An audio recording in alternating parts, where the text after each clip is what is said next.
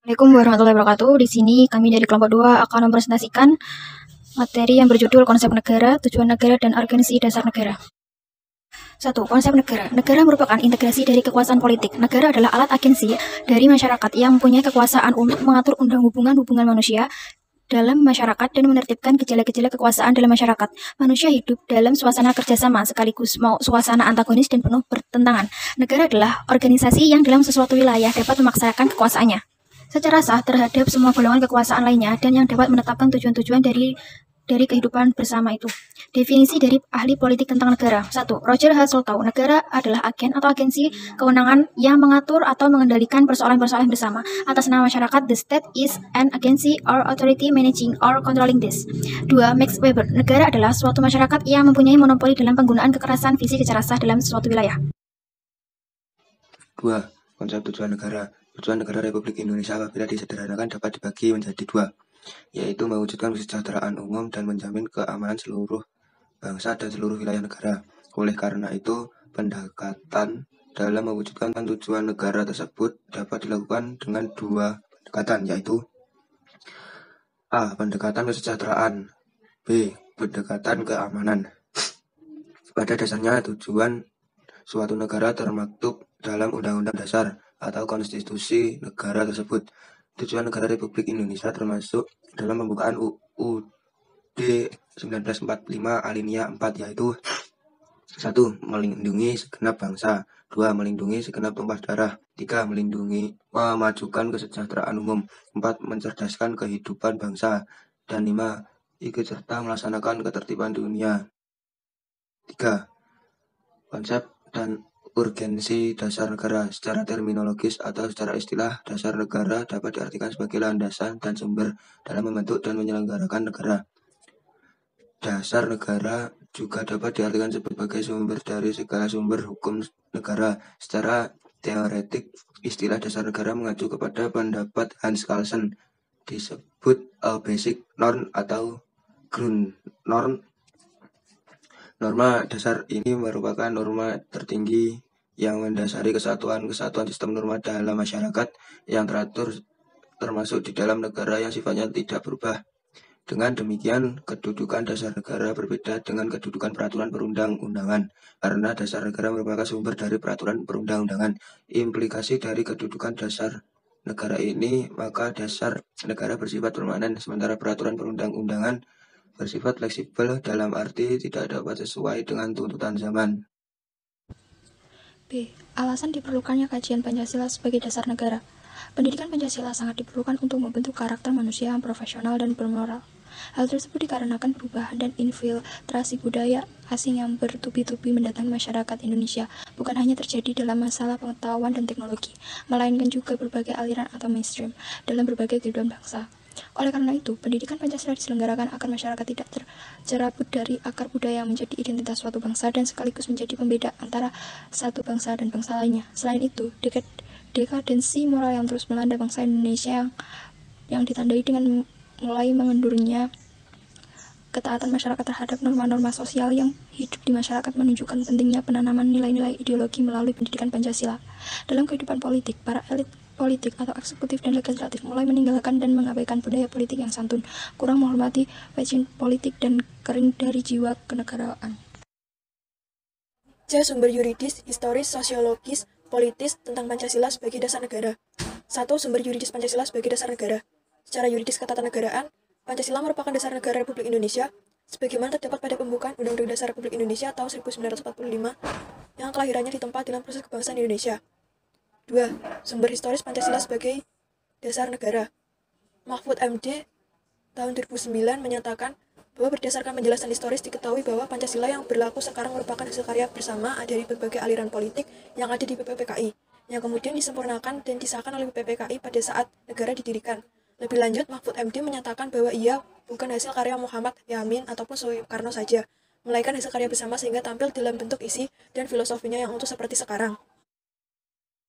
3. Sumber sosiologis Pancasila sebagai dasar negara. Pokok-pokok moralitas dan haluan kebangsaan negaraan merupakan alam Pancasila sebagai berikut. Pertama, nilai-nilai ketuhanan atau religius sebagai sumber etika dan spiritualitas yang bersifat vertikal transendental yang dianggap penting sebagai fundamental etika kehidupan bernegara. Kedua, nilai-nilai kemanusiaan universal yang bersumber dari hukum Tuhan, hukum alam, dan sifat-sifat sosial atau bersifat horizontal dianggap penting sebagai fundamental etika politik kehidupan bernegara dalam pergaulan dunia. Ketiga, nilai-nilai etika kemanusiaan harus mengakar kuat dalam lingkungan pergaulan kebangsaan yang lebih dekat sebelum menjangkau pergaulan dunia yang lebih jauh. Keempat, nilai ketuhanan, nilai kemanusiaan, dan nilai serta cita-cita kebangsaan itu dalam aktualisasinya harus menjunjung tinggi kedaulatan rakyat yang dipimpin oleh hikmat kebijaksanaan dalam prinsip musyawarah mufakat. Kelima, nilai ketuhanan, nilai kemanusiaan, nilai dan cita kebangsaan serta demokrasi permusyawaratan itu memperoleh artinya sejauh dalam mewujudkan keadilan sosial. 4. Sumber politis Pancasila sebagai dasar negara. Dalam pasal 1 ayat 2 UUD 1945 terkandung makna bahwa Pancasila menjelma menjadi asas dalam sistem demokrasi konstitusional bagi negara yang berkiprah dalam struktur politik atau sektor pemerintah, yaitu lembaga-lembaga negara dan lembaga-lembaga pemerintah baik pusat maupun daerah. Pancasila merupakan norma hukum dalam memformulasikan dan mengimplementasikan kebijakan politik yang menyangkut hajat hidup orang banyak. Membangun argumen tentang dinamika dan tantangan Pancasila sebagai dasar negara. Argumen tentang dinamika Pancasila. Dinamika Pancasila dalam sejarah bangsa Indonesia memperhatikan adanya pasang surut dalam pelaksanaan nilai-nilai Pancasila. Maka Pancasila merupakan intelligent choice karena mengatasi keanekaragaman dalam masyarakat Indonesia dengan tetap toleran terhadap adanya perbedaan. Yang kedua, argumen tentang Pancasila. Terkait dengan tantangan yang melanda bangsa Indonesia sebagaimana di atas, maka dapat diidentifikasikan sebagai berikut. Dilihat dari kehidupan masyarakat. Yang kedua, dalam bidang pemerintahan. Esensi dan urgensi Pancasila sebagai dasar negara. 1. Esensi dan urgensi Pancasila sebagai dasar negara. Bahwa Pancasila secara legal formal ditetapkan menjadi dasar dan ideologi negara Indonesia sejak 18 Agustus 1945. Penerimaan Pancasila sebagai dasar negara merupakan milik bersama akan memudahkan semua stakeholder bangsa dalam membangun negara berdasarkan prinsip-prinsip konstitusional. Bahwa Pancasila sebagai dasar dan ideologi negara serta sekaligus dasar filosofis negara sehingga setiap materi muatan peraturan perundang-undangan tidak boleh bertentangan dengan nilai-nilai yang terkandung dalam Pancasila. Pancasila adalah substansi esensial yang mendapatkan kedudukan formal yuridis dalam pembukaan Undang-Undang Dasar Negara Republik Indonesia tahun 1945. 2. Hubungan Pancasila dengan proklamasi kemerdekaan RI. Setelah proklamasi dibacakan pada 17 Agustus 1945, kemudian keesokan harinya yaitu 18 Agustus 1945 disusun suatu naskah Undang-Undang Dasar yang di dalamnya memuat pembukaan.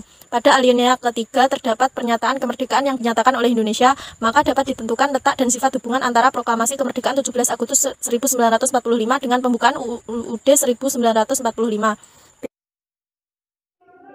3. Hubungan Pancasila dengan pembukaan Undang-Undang Dasar 1945.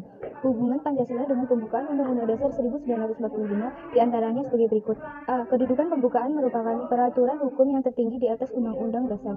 Implikasinya, semua peraturan perundang-undangan dimulai dari pasal-pasal dalam Undang-Undang Dasar 1945 sampai dengan peraturan daerah harus sesuai dengan pembukaan Undang-Undang Dasar 1945. B. Pembukaan Undang-Undang Dasar 1945 sebagai hakikat kedudukan yang tetap, kuat, dan tak berubah bagi negara yang dibentuk. Dengan perkataan lain, jalan hukum tidak lagi dapat diubah.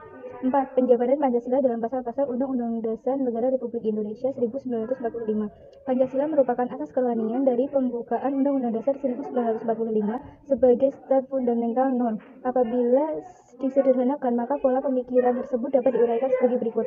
A. Pancasila merupakan asas kerohanian dari pembukaan Undang-Undang Dasar 1945 sebagai stat fundamental norm.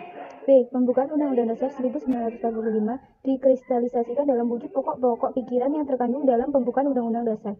C. Pokok-pokok pikiran yang terkandung dalam pembukaan Undang-Undang Dasar 1945 terjelma dalam pasal-pasal Undang-Undang 1945. 5. Implementasi Pancasila dalam perumusan kebijakan. A. Bidang politik. Implementasi Pancasila dalam perumusan kebijakan pada bidang politik dapat ditransformasikan melalui sistem politik yang bertumbuh kepada asas kedaulatan rakyat berdasarkan konstitusi, mengacu pada pasal 1 ayat Undang-Undang 1945. B. Bidang ekonomi. Nilai-nilai Pancasila sebagai dasar negara dalam bidang ekonomi mengidealisasikan terwujudnya keadilan sosial bagi seluruh rakyat Indonesia. C. Bidang sosial budaya. Semua kebijakan sosial budaya yang harus dikembangkan dalam kehidupan bermasyarakat, berbangsa, dan bernegara di Indonesia harus menekankan asas kebersamaan dan semangat kegotong royongan karena gotong royong merupakan kepribadian bangsa Indonesia yang konstruktif sehingga budaya tersebut harus dikembangkan dalam konteks kekinian. D. Bidang HANKAM. Kelangsungan hidup bangsa dan negara bukan hanya tanggung jawab TNI dan Polri, melainkan juga merupakan tanggung jawab seluruh warga negara. Sekian presentasi dari kelompok kami. Bila ada kurang dan lebihnya, mohon maaf. Wassalamualaikum warahmatullahi wabarakatuh. Terima kasih.